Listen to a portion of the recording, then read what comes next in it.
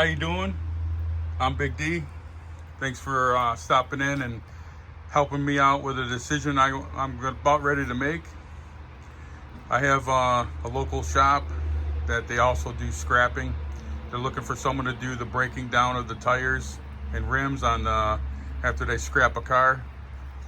So what I'm thinking about doing is I'm gonna have to get a tire machine that's more heavy duty. I don't think this is going to handle a couple hundred tires a week. So my question is to you, with my updates, these start at around $400 to $500. I've seen them a couple different ways. Some come with the speed nut, as you can see here. Some don't. That's probably $35-40 on the lower end if you were to buy it.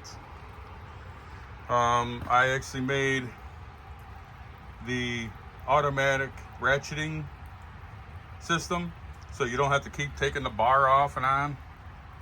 You know, that long bar that goes from one of these holes over to here. You have to keep removing it from these holes and moving it back. Well, this makes it so it's automatic. I don't know if you've seen some of my other videos, but I will put the link to my video and also the measurements if you want any details on making your own. So I've added this, I think it's about a 20-foot airline. Goes down to a 3-way splitter, and you can actually attach the air to the back and you keep it up out of your way. I added a piece of pipe that holds all of your accessories. I also have extended,